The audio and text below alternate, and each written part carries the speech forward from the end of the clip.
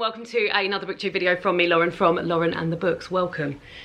I haven't got a bra on, and I'm done up. I'm all done up because I'm going out to the pub tonight, which is unheard of behaviour for me on a Friday. But here we are. Welcome to another booktube video. Welcome to a sort of what do you call milestone booktube video, because this is the sort of we're nearing halfway through the year, so here are the best books that I've enjoyed so far this year. Don't bend over too much because the old boobs will come out. I've had a top reading year. It has been amazing. I'm filming this end of May, and yeah, it's just been amazing. Maybe I'm filming it a little bit too early, but hey, that's the schedule. I'm stuck to a schedule.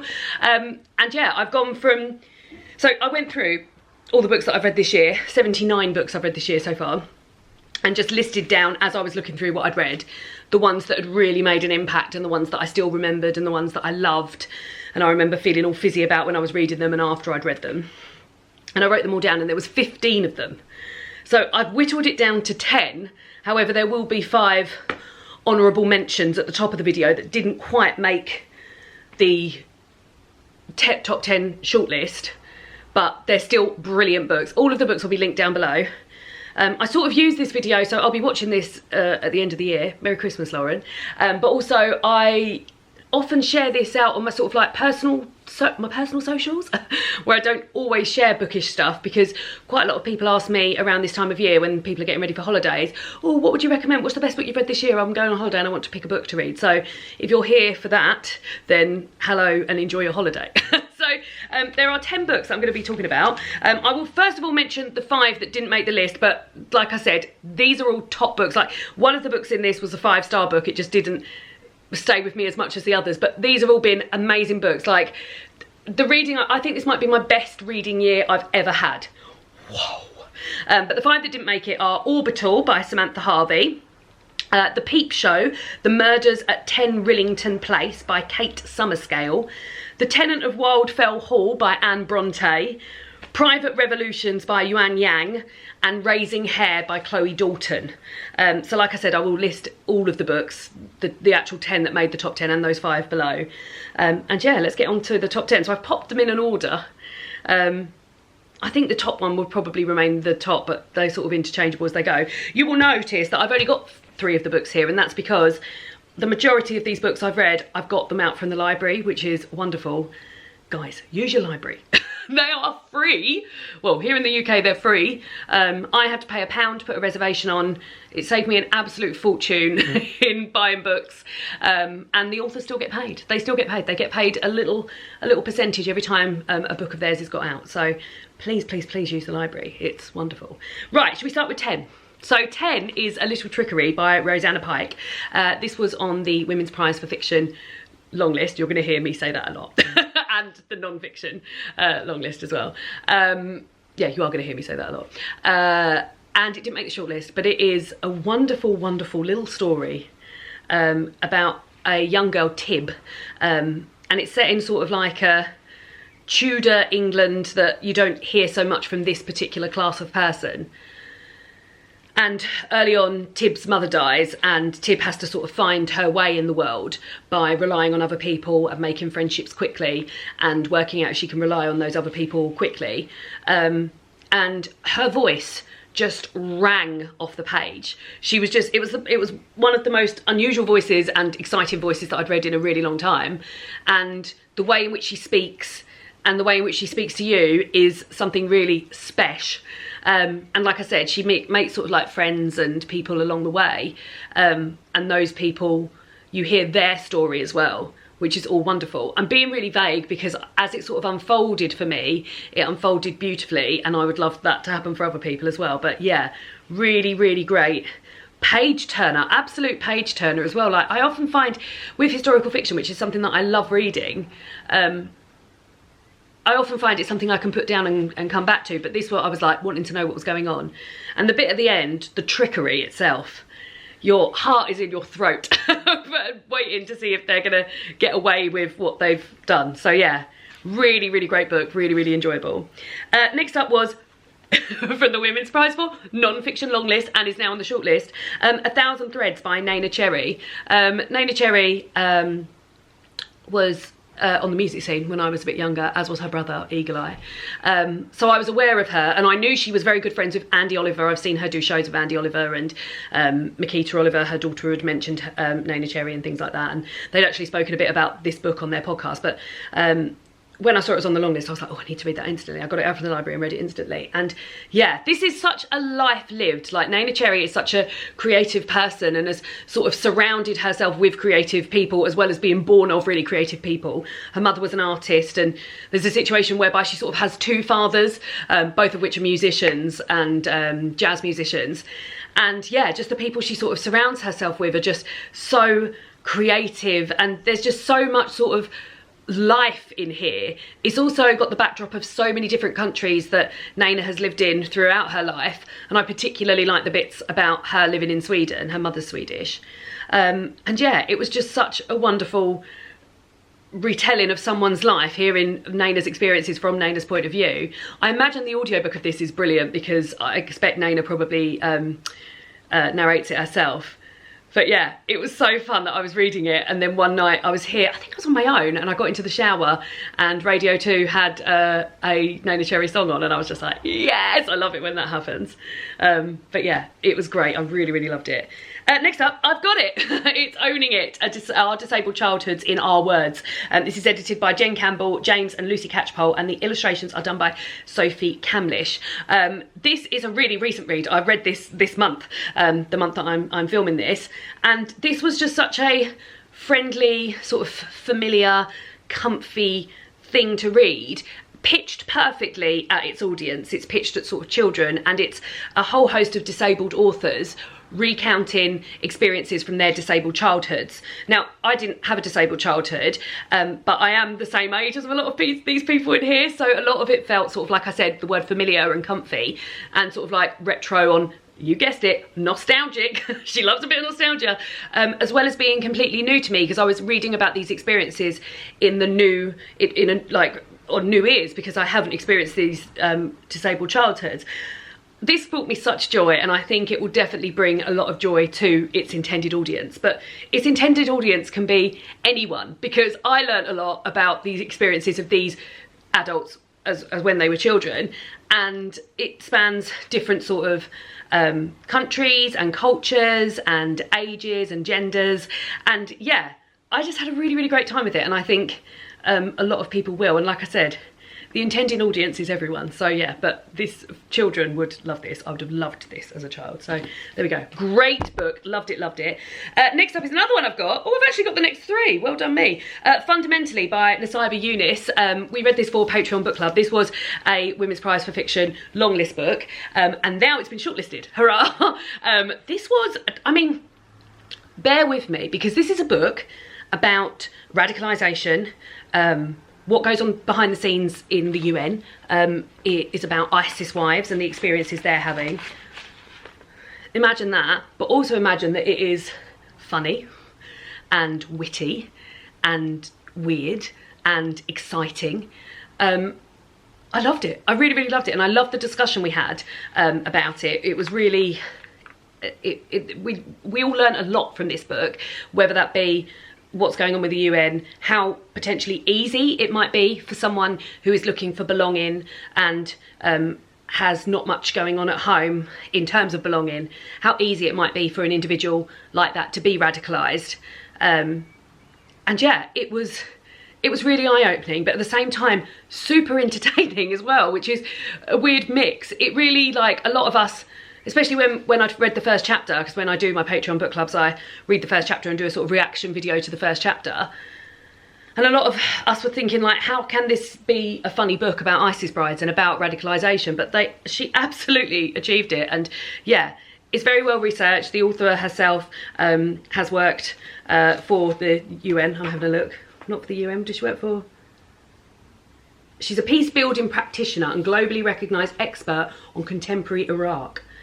She's advised the Iraqi government on proposed programmes to de-radicalise women affiliated with ISIS.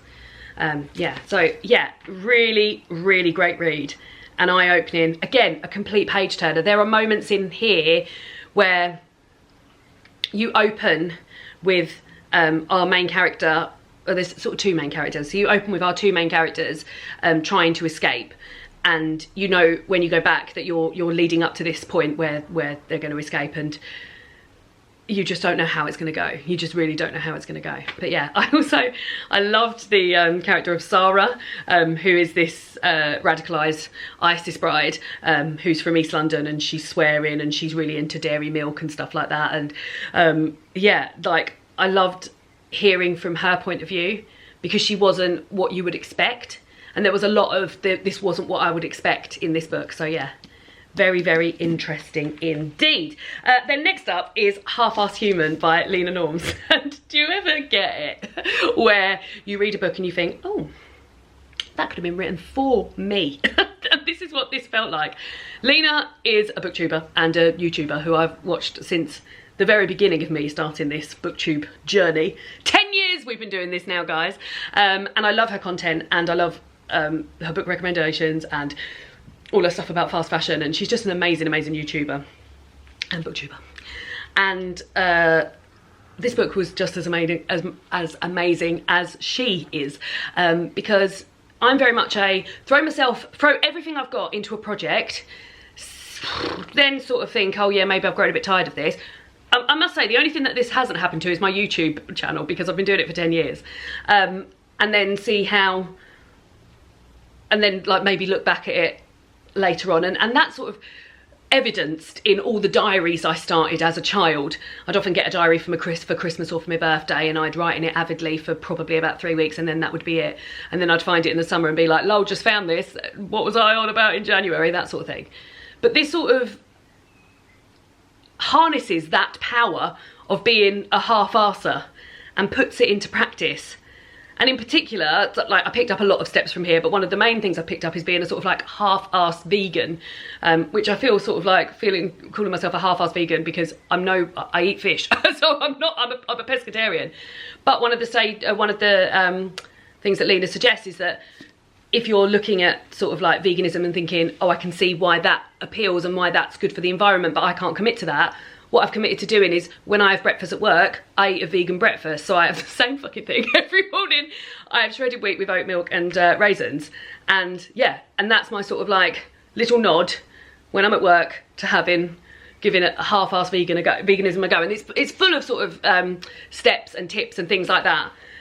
But yeah, I loved it. And this is going to be something that I'm really going to probably turn to every year. And I think this would be a great January read, because I love January for the sort of like new start feel of it all. And I feel like maybe this might be one that I have a little look at, or certainly recap on some chapters in January. But yeah, I'll definitely be rereading it come January 2026. Oh my God. So there we go, great. Next up was the first book I finished of the year, which was a 5-star book, which is so exciting. So exciting that a 5-star book is at number 5, is Shy Creatures by Clare Chambers, which is just an amazing feat of writing, like so well done. So you open, the book's set mainly in the 60s, and you open up at this sort of psychiatric unit, and you're reading about this affair that 2 members of staff are having. And my God, I was invested in that before I even found out that that was the sideline. And the actual main story is that they find a man who's been living a very reclusive life with his aunts, hasn't left the house, his hair's grown, his fingernails have grown, and he's non-verbal when they first meet him. And they bring him back to the unit and they try and care for him, and our main character runs an art class, and he attends that art class and finds out that he's a very, very gifted artist. And then the timeline is done so well, as is the case in Clare Chambers books, whereby you're finding out about stuff in the past, which is sort of opening up new bits that you're reading about in the current day of the 60s. And then it just all ends with this beautiful, like probably the most beautiful last chapter of a book I've ever read in my life, where someone's reminiscing about a wonderful summer they had as a child, and it just, everything feels so golden and warm, and those memories feel so, I feel a bit emotional thinking about it, like everything feels so beautiful and warm. And it reminded me of like camping holidays I had when I was younger, and a longboat holiday that I went on when I was younger that I still remember like vividly to this day and talk about often. Like David and I were talking about it today. I was talking about that longboat holiday. I really need to get myself on another longboat holiday, because I think about the longboat holiday I went on when I was about 9 a lot. And yeah, that last chapter just really evokes sort of like warmth and golden feelings, and like, yeah, it was fantastic, a fantastic piece of writing. And it's wild to me that this book isn't at #1, but that's testament to how good the next 4 books are.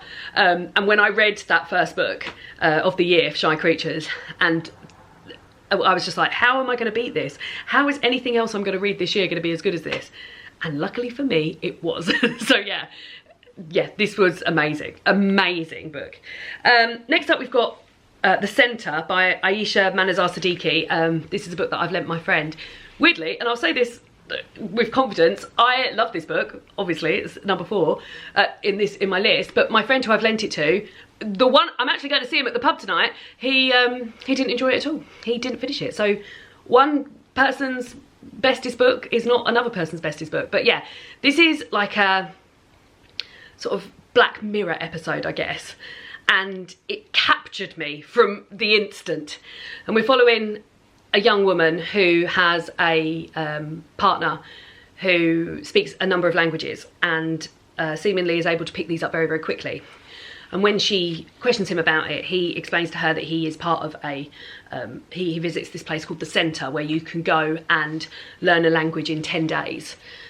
But the method of which you learn the language and the price, the cost that it is to your person, is sort of not explained to her. So she goes along to this centre and decides to learn German fluently. She's working as a translator, so she decides to do that. And as the book goes on, you're gradually finding out what the cost is in order to learn these languages and what's going on behind the scenes. And what's great is that our main character has befriended somebody who's on the staff. Not only is she on the staff, she's the daughter of one of the founders of the centre. And yeah, it did not go the way I thought it was going to go. I don't know what way I thought it was going to go, but it ends up being pretty wild, and I was really surprised at the way it went. But yeah, it was gripping and exciting and dark, and yeah, I don't know, just the language side of things really grabbed me as well. Like I was really into that's what they were there to do, to learn these languages and stay. And the centre that they're staying in sounds immaculate and modern, and it's this real feat of sort of architecture, and everything's really glossy. And then behind the scenes, is it as glossy as it seems? So yeah, lots and lots to uncover as you're reading, but great read, really good, great. Then we are up to the top 3. The third book is Ordinary Human Failings by Megan Nolan, which was on the long list for the Women's Prize for Fiction last year, maybe even the shortlist, and it passed me by, because when you get 16 books, and I work really hard to read all of the books on the Women's Prize, both long lists nowadays, the fiction and the non-fiction, to read as many as I can, and this one just didn't make it to me. And I think it was on a few people's best books of last year, and I thought, oh, I'll pop a hold on it at the library, and it came in pretty quickly, and it's a real slip of a thing. Like, what Megan Nolan manages to do in this book is amazing. And it's sort of like a crime thriller. And if I'm looking for something like, if I was looking for a beach read, and I was recommended a beach read, this and the next one might be the beachiest of beach reads, because this really was a sort of a page turner and a crime thriller, but not as I'd read before. So there's the death of a child on a housing estate, and sort of all eyes turn to this sort of less than desirable Irish family that live on this housing estate. And there's no sort of real evidence against them. There's suggestions, and like you're wondering what's going on. But a journalist comes and whisks this family away, and pops them in a hotel, and he's trying to get a story out of them, basically, and he's feeding them up on, I've bought you these clothes because I know you can't go home because your house is being mobbed, and let's all have a drink tonight, and let's all do this. And you're finding out about this family based on past experiences, and there's many different people within the family, and all the time you're reading this, you're thinking, oh God, well, what if the very worst has happened here, and this family are involved in the death of this child, and the person who is being accused of the death of the child is the person who killed that child. Whilst you're hearing the sort of background of this family and why some of their behaviour matches up because they've been through awful experiences in the past. And yeah, like I say, it was a tiny little thing, and it really just packed a punch and really delivered so much. Like, you learnt so much from a double page. And in a way that, like, maybe crime thrillers that I've read in the past sorts of all goes around the houses and stuff like that. Like, there's not a word wasted here. It's all really great stuff. And yeah, I had a brilliant time reading it. And I just can't believe it passed me by last year. But hey, I got to it this year, and that was great. Next up, again, this is another of the I've got a lovely bit of sunlight on me there, haven't I? Ooh. This is probably a beachier of these lots. So, like, if you're looking for beach reads, then I'd go for Ordinary Human Failings and Nesting, which is my next one, Nesting by Roisin O'Donnell. This was on the Women's Prize for Fiction long list this year. Didn't make the shortlist, which blows my mind. But I listened to this on audiobook, narrated by Louisa Harland, who is in Dairy Girls, amongst other things. And she did an amazing job. There's a whole host of voices she needs to do here, from children to adults, from male to female, all sorts of people. And she does an amazing job. And we're following Kira and her family. She's got 2 young children at the start of the novel, and she's in a relationship with someone called Ryan, who is abusing her, mentally abusing her. And she's really sort of tied up on this because whilst she has been frightened of him many times in their marriage, he's never been physical to her. And that's something that she struggles with when she leaves him quite quick. She makes a sort of snap decision and decides to leave him. Am I going to do that with that on my face? And makes a decision to leave him and take the 2 children with her. And because of the housing crisis in Dublin at that time, they end up living in a hotel. And in this hotel, they're not allowed any sort of personal effects, and they've all been sort of holed away on this floor, and they're sneaking in rice cookers and stuff like that, and they're living off of takeaways to start with because they don't know. And she, all the time in the back of her mind, is thinking, like, should I be doing this? Like, my children could be warm at home in their own beds with all their toys, whereas I've pulled them out of the situation. I've pulled them out of that. And is it as bad as I remember? Is it as bad as I remember? And that's what's going through her mind the whole time. I have never felt so attached to that bit like really annoying me. I've never felt so attached to a family and to characters, maybe in my whole reading. Like, I've never felt the way I felt about Kira and those 2 girls as I have in a long time, maybe even ever. But I was thinking, like, when I wasn't listening to it, I felt safe when I was listening to them, because I knew that I was finding out what happened. And then when I would go to sleep that night, or when I'd like have to go to work, I'd be like, oh God, are they okay? I'd be worried about them.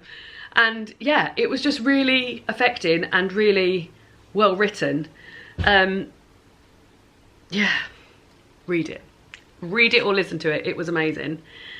Yeah, it was really amazing. Again, can't believe it wasn't shortlisted. So, the number 1 book that I've read this year, and the one I think about often, is I Who Have Never Known Men by Jacqueline Harpman. It's a translated fiction book from French, and it is, at the same time, imagine this, both the most monotonous and thrilling thing I have ever read.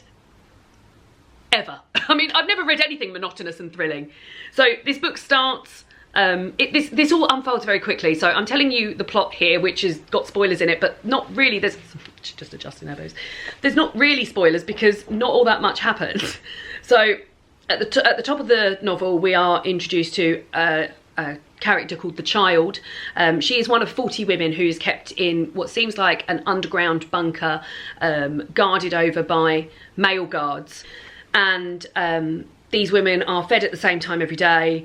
They are not allowed to touch one another, and if they do touch one another, then the guards will sort of intimidate them with whips and things. And yeah, they've been there as long as they can remember. And one day, when the guards are feeding them, an alarm goes off and the guards run, and they're able to escape. Not immediately. they're able to put something in because the food's being served to them, so they're able to sort of like jam the doors, and they are able to leave. And when they leave, they are underground, and they go upstairs, all the way upstairs, and come out on this barren landscape where they can see nothing for miles and miles and miles, nothing. And these 40 women are able to sort of like have a look at the food store and see what else is there, and from that point onwards they make a life for themselves outside of these prisons. But that life isn't, is it what I was expecting? I don't know. But they sort of go and scavenge and go on missions where they look around and find out what else is on this massive landscape where you can't see anything. And that, I guess, is where the sort of monotony comes in and the thrill of it all. But yeah, I think about this book all the time. It is fantastically written. And yeah, I mean, I just can't get past that sort of like monotonous thrill. Like, imagine that, the same thing all the time, but you're still thrilled by the whole thing. And every time a little something happens, or they'll come across something that you're not expecting, you're like, oh my God, this is gonna really throw up some revelations. And not all that many revelations are thrown up, but it was gripping. And I read it in less than 24 hours, and I would have read it in one sitting had I not had life to do. So yeah, an amazing book. A whole 15 amazing books I've mentioned today. So yeah, those are the best books that I've read so far this year. Like I said, I really do think this has been my best reading year I've ever had, certainly since being on BookTube. Yeah, I mean, never, ever. And it's been great. And it was really like, to launch into January with a 5-star book straight away was wonderful. But as I said, all of these books, I will link them up, I will list them all below. Let me know, out of all of the books that I've mentioned, which one you would be most likely to pick up based on what I've said here. And let me know if any of these appear on your best books that you've read this year. And also let me know what your best books of the year have been so far. I would love to know, so then I can go and pop more reservations on at the library. So there we go. My 10 best books of the year on my 10th year of BookTube. How exciting. Thank you so much for watching, and I'll see you all again soon. Goodbye.